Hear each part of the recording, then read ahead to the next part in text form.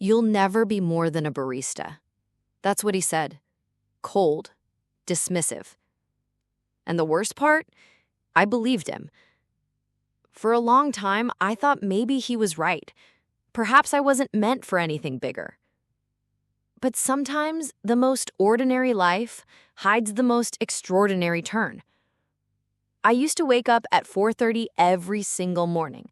Not because I liked mornings. I didn't. I'm not one of those people who romanticize sunrises or cold air. No, I got up because the cafe opened at 6 and I needed at least 90 minutes to get my mind and body to cooperate. I'd roll out of bed, pull on the same jeans from yesterday, make a cup of instant coffee that tasted like cardboard, and sit in the dark for 10 minutes just breathing. That was my peace. My uniform smelled like burnt espresso and artificial vanilla. My shoes were always sticky. No matter how hard I scrubbed that floor or wiped the counters, the sugar and milk found ways to cling to me. I used to joke that the cafe had branded me, not with a name tag, but with a permanent scent of mocha and cleaning fluid.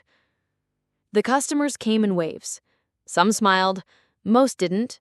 They ordered on autopilot, never lifting their gaze from phones. I could rattle off their drinks before they opened their mouths. That's how predictable it got. Tall cappuccino, 1 sugar. Cold brew, splash of oat milk. Venti caramel macchiato, upside down, extra drizzle. My hands worked faster than my thoughts. And honestly, I didn't mind the work. It wasn't glamorous, but it was steady. The machines hissed and beeped like a well-rehearsed orchestra. The register chimed. The milk steamed. People came and went. The world spun. But there were moments, quiet ones, in between rushes, when I'd catch my own reflection in the toaster oven or the fridge glass, and I'd think, is this who I am? Is this all I'll ever be? I wasn't miserable. That's what made it harder. I didn't hate my life. I was just numb to it. I had bills, rent, no savings, no fallback plan. For some of my coworkers, this was a pit stop on the way to somewhere better. College, auditions, travel. For me, it was survival. One Tuesday morning, a woman in a navy pantsuit stormed in, talking on Bluetooth, dropped her briefcase, cursed under her breath, then glanced at me, just for a second, like I wasn't a real person. And that moment hit harder than I expected, because part of me believed her. I didn't know it yet, but my story was about to change. Not because I planned it, not because I was brave, but because someone, a stranger, would see something in me that I hadn't seen in years. And that moment was closer than I thought. We're looking for someone like you. 7 words from a stranger, a woman with sharp eyes and a coffee stain on her blouse. She came in 3 days after the pantsuit incident. Not the same woman, but cut from the same cloth. She ordered a plain black coffee, no sugar, no cream. She looked tired in the eyes, but alert in the shoulders, like someone who carried responsibility like a second skin. I gave her the change, slid her cup across the counter, and just as I turned to clean the espresso machine, she said it. "We're looking for someone like you." I blinked. "Sorry?" She smiled, a crooked, assessing kind of smile. "You're fast. You remember orders. You manage chaos without flinching. That's rare." My first instinct was suspicion. Was she joking? Was this a setup? She added, "I work with a logistics startup downtown, and I've seen a dozen people this week who look polished but panic when their latte's wrong. You handled a 4-person backup line with one hand on the register and the other making foam art." I laughed. "That's just caffeine and trauma." She grinned. "Trauma builds great project managers." I didn't know what to say. No one had ever said anything like that to me. At most, I got the occasional "thanks" or "extra whipped cream next time." Never a proposition. She gave me her card. Slick matte black with embossed letters. It had weight. I held it like it might evaporate. She said, "Email me if you're ever curious about what else you could do." And then she left. The rest of the shift felt off. Not in a bad way, just tilted. Like the ground had moved slightly beneath my feet, but only I had noticed. That night, I stared at the card on my nightstand for 2 hours. Why me? What did she see? What if she was wrong? But what if she wasn't? I Googled the company. It was real, fast-growing, full of young, ambitious weirdos who seemed to thrive on pressure. Their team photos looked like people from a Netflix docuseries, quirky but brilliant. Still, I didn't email her. Not yet. The next few days, I found myself noticing everything. How I juggled tasks, remembered names, and diffused awkward customer tension. Was that project manager energy? Was I already doing the job, just without the title? I started writing down my day, what problems I solved, how I prioritized tasks, who I mentored, even if it was just the new guy learning to steam milk. It wasn't a resume. It was a confession. Maybe I am capable of more. I didn't tell anyone. Not my roommate, not my coworkers, not even my mom. It felt fragile, like saying it out loud might scare it away. But in the quiet, between grind cycles and cash drawer counts, something began to shift. It wasn't ambition exactly, more like recognition. I wasn't just tired. I wasn't just surviving. There was a version of me I hadn't met yet. And maybe, just maybe, she was waiting on the other side of an email. It's probably stupid. But what if it's not? That was the thought that looped in my head for an entire week. The card stayed untouched on my nightstand. I'd glance at it, pick it up, run my thumb over the raised letters, and then put it back down, like it might bite. I don't know what I was so afraid of. Rejection? Maybe. But deeper than that, exposure. I'd spent years playing safe, small, invisible. What if I emailed her and she didn't remember me? Worse, what if she did and realized she was wrong? The barista life had taught me how to anticipate people's moods in 3 seconds flat, but it hadn't taught me how to read myself. So I made a rule. I'd give myself 7 days to decide. Day 1, I opened a blank email, stared at it, closed it. Day 2, I wrote, "Hi, this is the barista from the other day." Deleted it. Too desperate. Day 3, I Googled how to write a professional follow-up email. Got overwhelmed. Ate a cookie instead. Day 4, I got as far as typing her full name into the email field. Then chickened out. Slammed my laptop shut like it was on fire.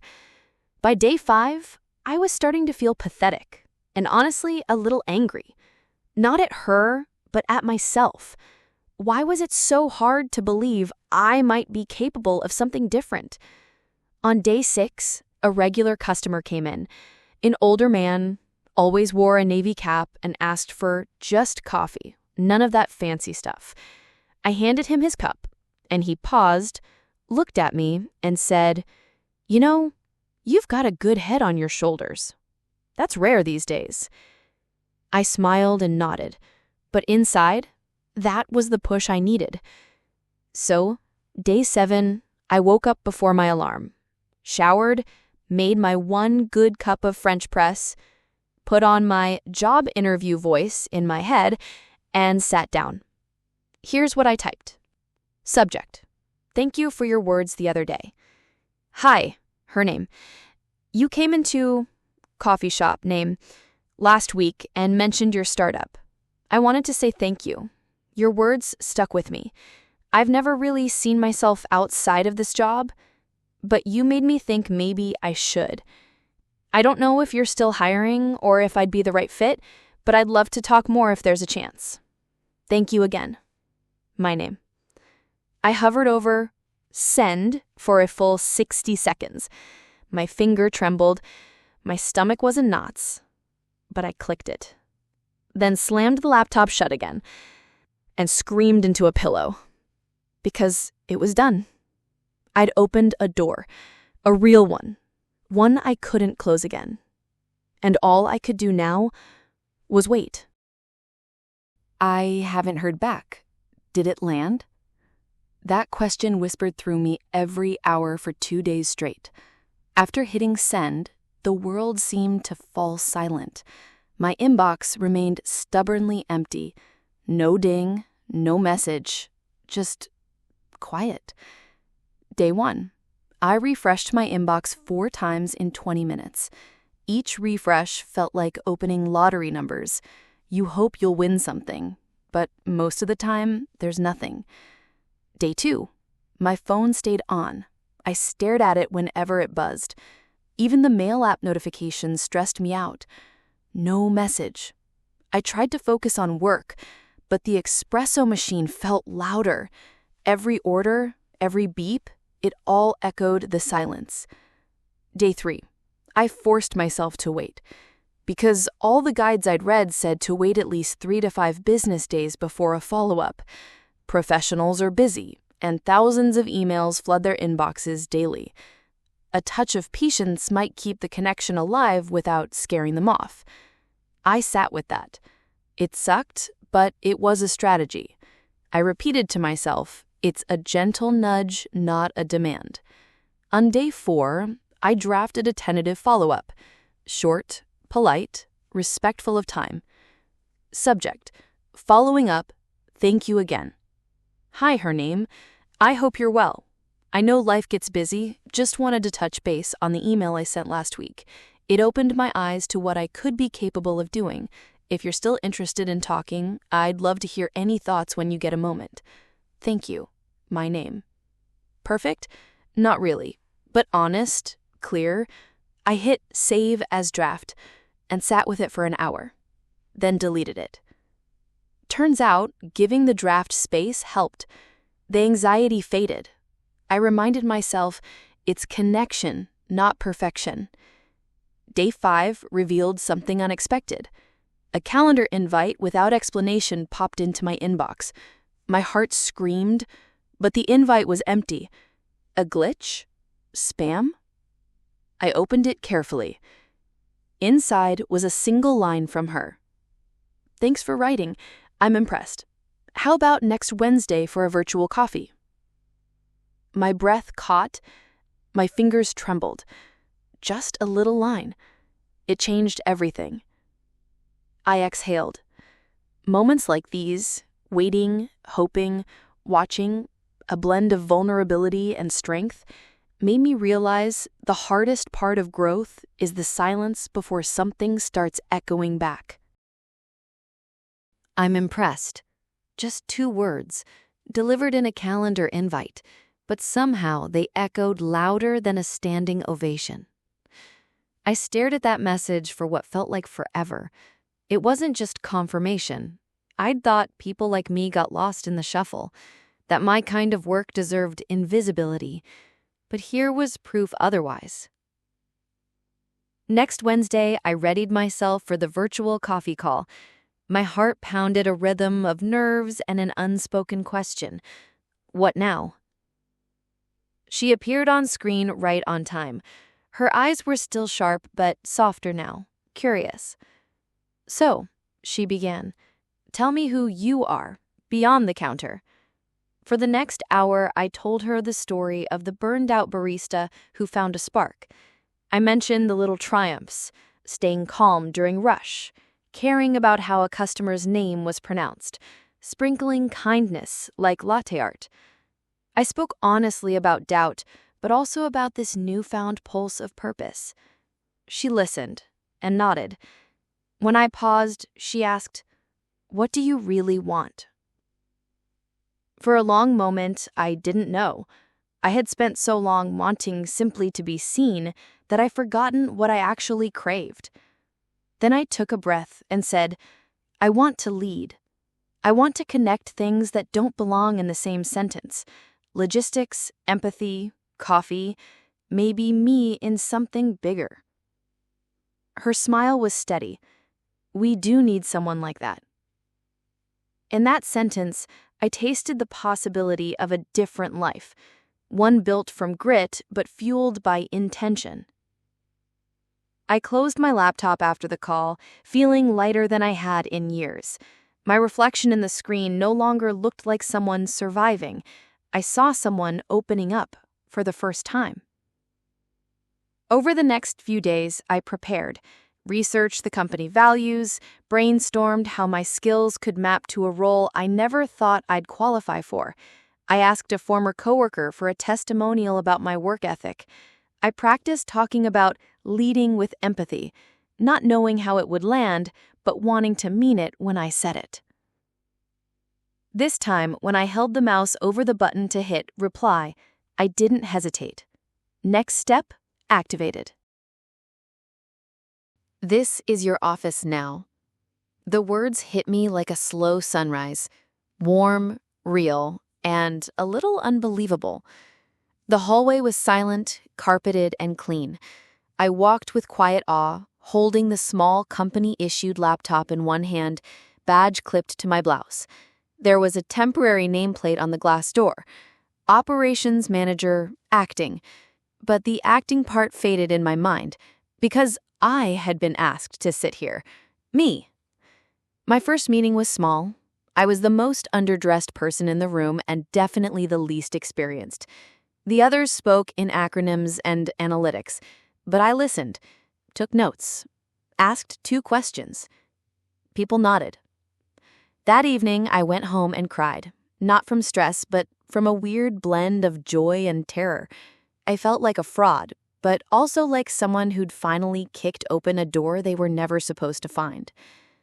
2 months in, I launched a new inventory system that actually saved the team 3 hours a week. I used everything I'd learned from chaos behind a barista bar: timing, rhythm, and knowing when to refill before something ran dry. I still got nervous before every presentation. My slides weren't fancy, my voice sometimes trembled, but I had facts and stories. And I reminded myself, you used to memorize 20 coffee orders at once. You can handle this. Then one day, during an executive sync, someone asked who designed the new operations template. My director said, "Ask her, she's running this now." That her was me. I'd become the one with answers, the person others called when something broke. I wasn't the most technical or the loudest, but I was dependable. I anticipated needs, and I led like I made coffee, with intention, presence, and a little grace under pressure. 6 months later, my acting title quietly disappeared. No announcement, just a fresh nameplate, a full one.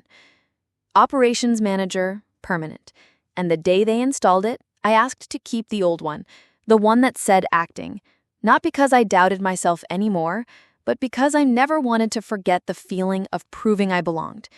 That weekend, I went back to the cafe where it all began, ordered a cappuccino, sat near the back, and watched a new barista handle the morning rush. She was fast, graceful, and focused. I almost wanted to walk up and say, "Hey, I was you once." But I didn't. I just smiled, left a tip, and walked out into the day. I didn't need the recognition anymore. I had my name on the door.